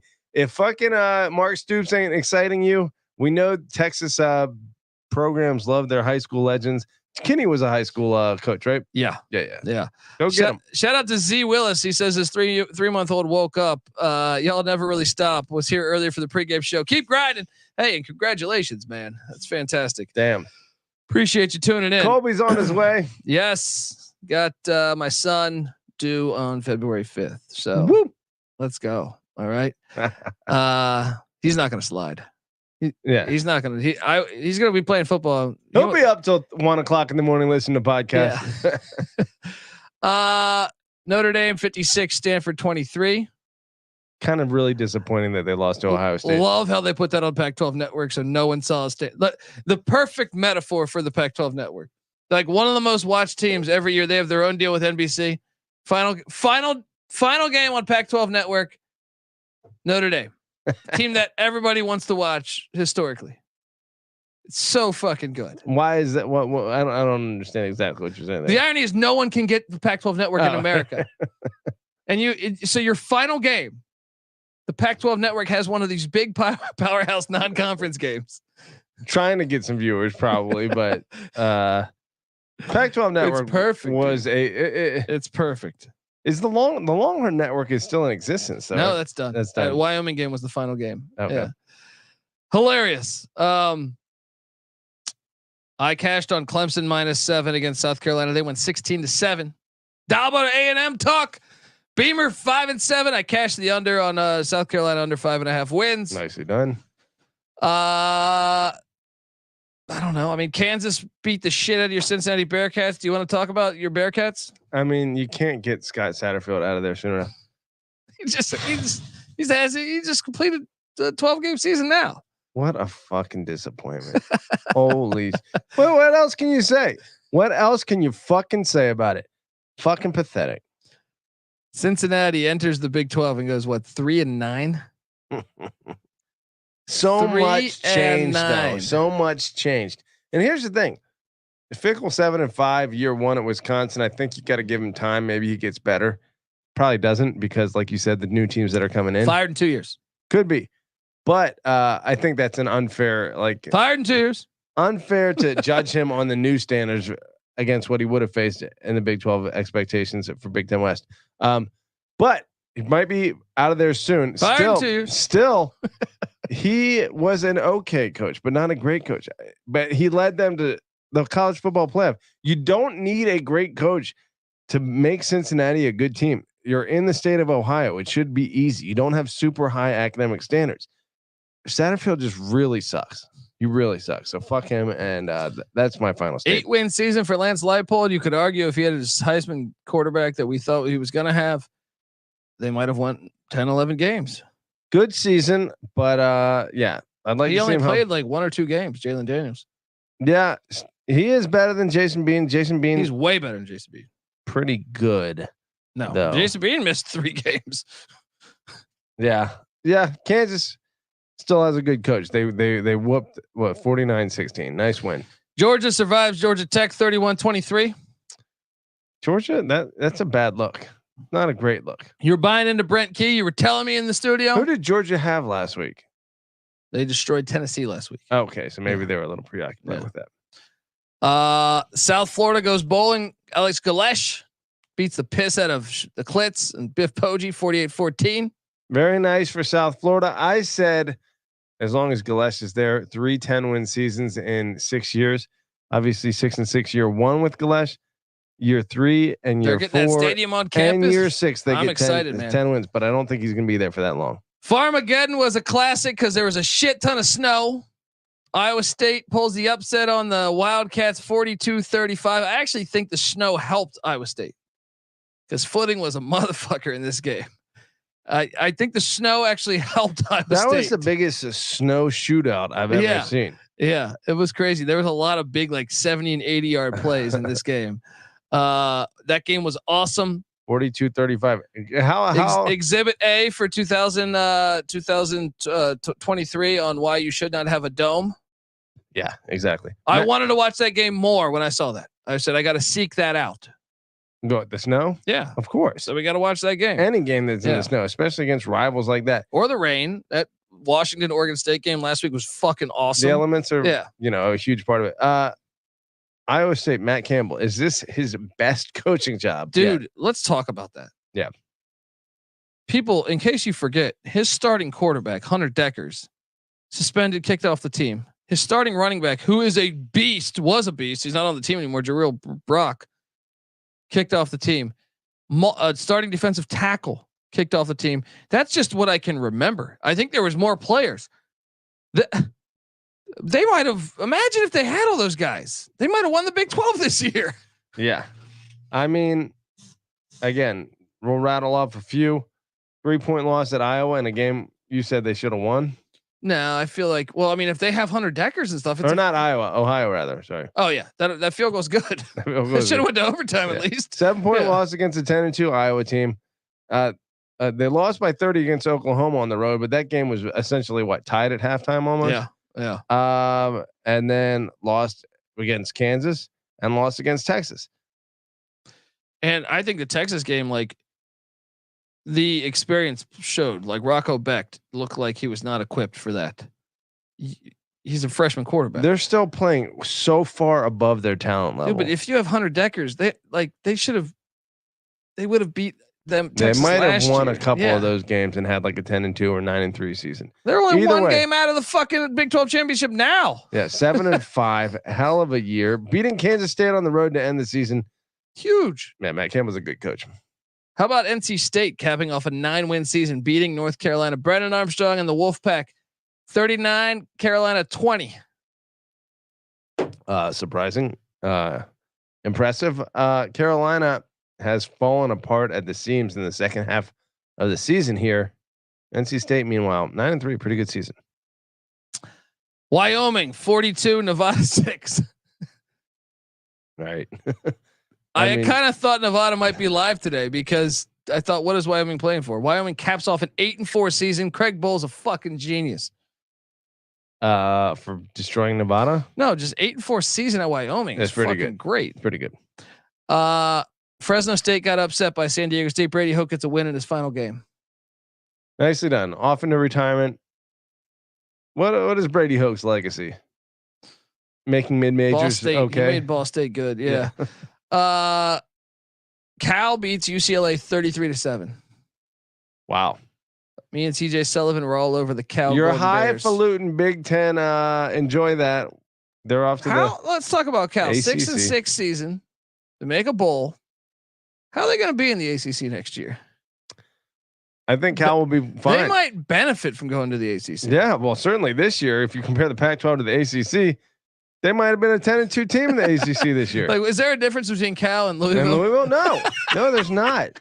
No, Louisville's a little bit better. Yeah, maybe a little. Yeah, Stanford, what? Stanford would be a bowl team in the ACC, and SMU is Florida State in the ACC.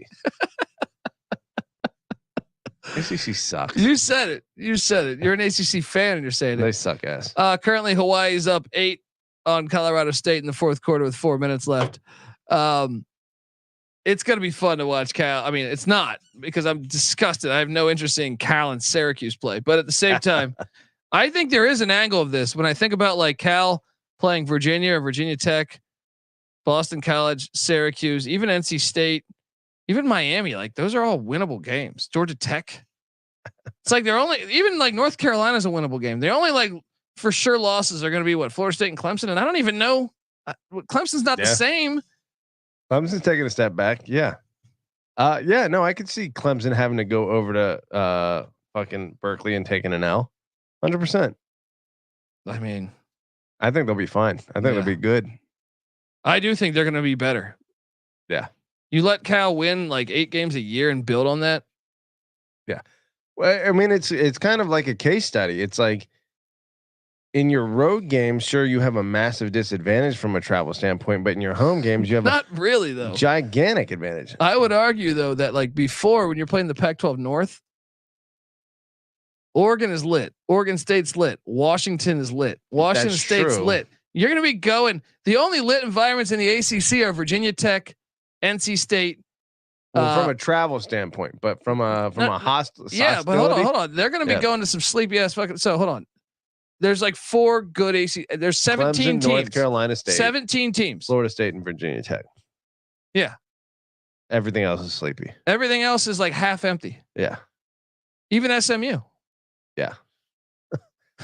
They're going to walk into these like they might benefit the most. They're going to be like an 8-win team every year. Yeah. Go to Duke and then they're going to have Florida State go to fucking Cal and take an L. If Cal can get it back to when they had Aaron Rodgers and Marshawn Lynch and people don't realize, I mean, they even in the 80s and 90s, they had very talented rosters. They were good. Yeah. Hey, it's not that long ago that Stanford was actually a damn good team. They could be fine if they come up a notch. Yeah. This is fucking hilarious. All right, let's talk about the playoffs before we get out of here. Yeah. Who do you got? Who do I got winning next week? Well, sure. And then what are your playoffs? Off the top of my head, I got Louisville beating Florida State. Just because we saw Florida outgained Florida State today. Flip a coin on that one. No, see, here's the difference. Yeah. Florida was on their backup quarterback too. They couldn't exploit Florida State's flaws. Sure. Louisville's offense is going to move the ball. Florida State's got better talent on almost every other position except quarterback than Louisville. The difference is this. Florida State didn't put up a lot of points against a shaky Florida defense, right? Yeah. My thing is they're going to have to score in the 30s next week to win. Yeah. Can they do that? Can they do that? Because Louisville's defense, I think in Florida's is similar. Louisville has scored 30 points in 4 consecutive weeks. They're a good offense. That's what I'm saying. And Jeff Brom is going to be able to exploit you where Billy Napier can't. Yeah, I could easily see Louisville pulling that upset. Okay. I got Louisville beating them. I think Louisville with those injuries to Florida State, with that injury, I should say. Yeah, I think they're at a huge handicap. I'm literally at a flip a coin. I'm going to say Florida State, but I could easily see Louisville. Like, did you actually think Florida State was a better team tonight? Because I kind of thought it was 50-50. I thought they were a better team coming into the game. No, I'm talking about today's on game. On the field, I thought it was like a slightly better. First half, I thought Florida was better. Second half, I thought Florida State was better. But I thought there wasn't one team that jumped out to me that was way better. Florida State, and now I will say this: I thought Florida State was playing well below their standard, but still, their standard. Travis was such a big part of that offense. You're not going to be able to get that moving forward without him. And if you have players dropping passes, which they did, but that's also part of the DNA of Florida State. Keon Coleman and Wilson are both notorious for dropping passes. So, sure, if that is, they're going to have to score 30. Rotobaker's got to be able to get. Yeah, they're going to have to play good football. Yeah, no doubt. So I lean Louisville right now, but I wouldn't be shocked if Florida State won that game. Louisville can lose to anybody. Yeah. SEC, I got Georgia beating Bama because I think they're going to make Milroe really struggle. Yeah. They're going to limit him, and then take full advantage of the predictable situations. Big Ten, I got Iowa beating Michigan. Perfect look ahead spot. You're so lucky. You're so lucky. This is at that filthy roller rink in Indianapolis. What's the score in this? Is it 42-3? If this was at Soldier Field, Iowa would bring them into the fucking muck. They might. This sucks. The Big Ten plays a Michigan will blow them out of the water. Yeah. Okay. Then Big 12. Texas will probably beat Oklahoma. I don't know about that. I think that's a 50-50 game. You're hoping right now is what's happening. That track record, Gundy does this to that team. Still, Texas is a better team than they have been in a while. Granted, Jonathan, the Brooks running back is out for the season. Yeah, that's a big factor. Still, Texas look fine against Texas Tech. Yeah, I'm gonna lean Texas. If I'm being honest, I'm gonna go OK State. I like it. I hope so. Okay. Pac-12, I'll go Oregon. I will too. And so what does that leave us? Because obviously Liberty and Tulane aren't sniffing it. Even though Liberty should, because they're going to get a national championship if they beat New Mexico State. That's right. Yeah. Obviously Georgia's in. Obviously Michigan's in. Obviously nothing else, I think. I would think obviously Florida State would be in if they won. I would too. If Texas wins... you got to put the Pac-12 champion in this year, right? They're going to put the SEC in. No, the Pac-12 champion, the winner gets in. I would think so. Florida State seems like probably the odd man out. Louisville would be doing them a massive favor if they upset Florida State, especially Kentucky beating them today, but that wouldn't have mattered anyway. Still, imagine if we have this: Georgia undefeated, FSU undefeated, 12-1 Oregon, or 13-0 Washington, and then a 12-1 Texas. What do you got? Wait, say it again. So we got undefeated Florida State. Undefeated Florida State. Well, okay. Start with this: undefeated Georgia and Michigan, right? Yes. And then let's throw undefeated Florida State in there, right? Okay, all three got to be in my opinion. And then undefeated Washington. Let's throw them in there. Then that's your playoff. And then fucking Texas with one loss is out. Yeah. Why should they be in over Washington? I agree. But if Oregon wins, that's where it gets interesting. This is why the 14 playoff is the dumbest format in the history of fucking sports. I would enjoy this, like, solidifying in everyone's mind and making at least one fan base. Let me ask you this: completely committed to we need a larger playoff. Hang on. What happens if this happens? What happens if Louisville beats Florida State? Right? Well, then the ACC's out. No. Hang on. Hear me out with everything before you. What happens if Bama beats Georgia, Louisville beats Florida State, Oregon beats Washington, Texas beats Oklahoma State. You have every team with the one loss, and then you have Michigan undefeated. So Michigan beats Iowa. Michigan did. Yes, but the other three, you have Florida State at 12-1, and not a conference champion. They're out. You have Alabama at 12-1, conference champion. They're in. Georgia 12-1, not a conference champion. They'll put them in though. Texas 12-1. Actually, they might not put Georgia in. Texas 12-1, conference champion. Yep. And Oregon 12-1, conference champion. Washington 12-1, and they're 1-1 against Oregon. Yeah, Georgia would be the odd man out. The fact that everyone would be pissed off. Yeah. How many fan base would it's who thought of 4 out of 130? Picture this. Florida State undefeated, Michigan undefeated, Georgia undefeated. That's like going with the chalk right there, I would think, right? What, Florida State you said there? Yeah, Florida State, Michigan Georgia. and Georgia, Yeah. right? And then you have a 12-1 Texas and a 12-1 Oregon. Oregon lost one game by 3 points on the road, right? And then beat that team in a rematch. And you're going to leave that fucking team out? Texas lost on the final play of the game to Oklahoma? Yeah, one of those teams has to get left out. Or not the final game, but yeah. And then Washington's going to be with the one loss too. Yeah. What if that's a close game? I feel like the conference championship should mean more than the regular season. I feel like you work toward the conference championship. Maybe that's stupid.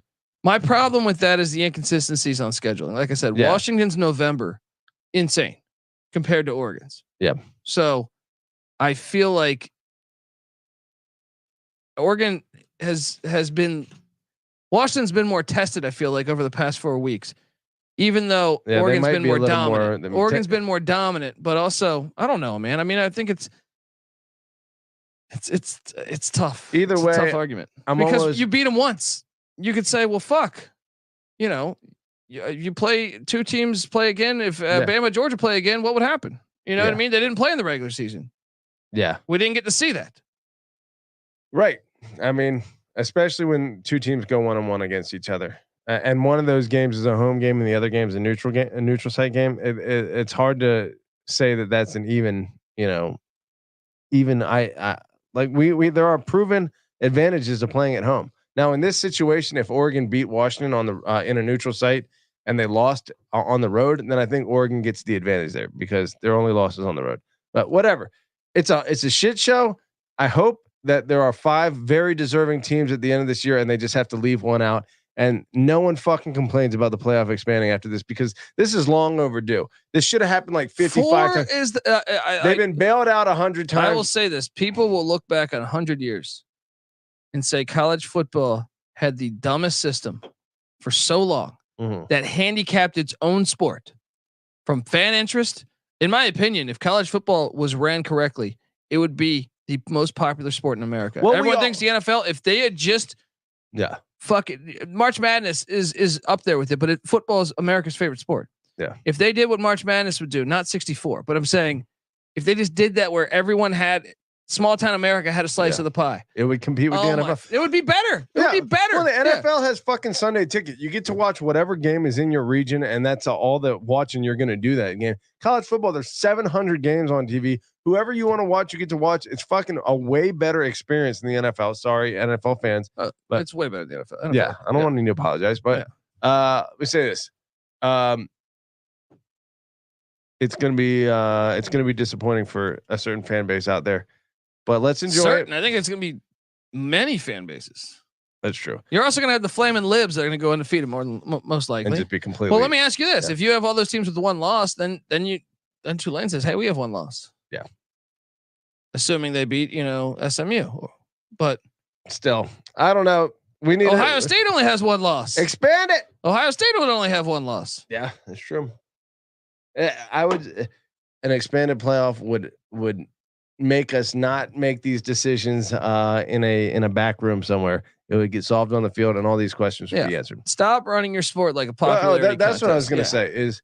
When you said looking back in 100 years, we're going to look at the way college football is run and think it's so stupid. We can look back 30 years before the BCS was created and be like, really, you had 3 undefeated teams and you just chose 2 and fucking, that's idiotic.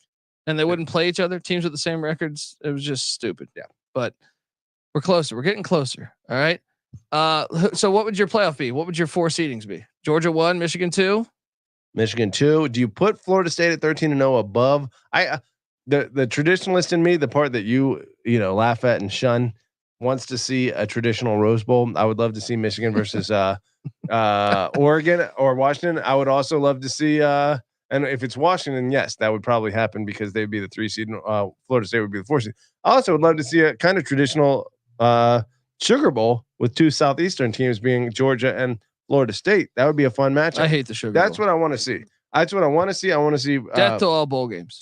But I would think Georgia 1, Michigan 2, probably Oregon 3 or Florida State 4. But those are interchangeable. Look, Florida State. It's unfortunate if you're a Florida State fan with Jordan Travis's injury.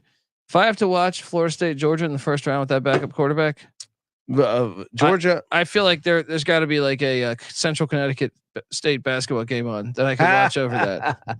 You might be right. Yeah. You might be right. But Georgia didn't look great against Georgia State or Georgia Tech today, and we'll see. Florida State, not that good either. They'll get worked. They'll probably get worked. They'll get worked if that happens. They'd be consistent with the rest of our playoff. Because you got to remember, there's like a 3-week wait. Yeah, Georgia will work Florida State. That's what I'm saying. Yeah. Like it's not like going week to week. That's another thing that's got to go. I fucking hate that. Hey, let's take a month off and then play. Yeah, exactly. Stupid. All right, folks. This is the College Football Experience. Subscribe. We'll be back Wednesday talking conference championship. Well, actually, I'll be back Monday with CJ Sullivan.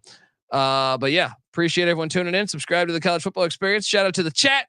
YouTube.com/the College Experience. Subscribe on YouTube, folks. Hop on over to iTunes. Give us a 5-star review. And remember, this is the hub for all of our shows. I host the College Basketball Experience. We just dropped an episode on that feed. Every single night I'm here talking college hoops. The FCS playoff started today, a real playoff. And we'll be talking about what happened on the gridiron there tomorrow. So check out the FCS College Football Experience. Also check out the College Baseball Experience and the Big 12 Experience. And folks, check out the Sports Gambling Podcast live from Las Vegas every Friday.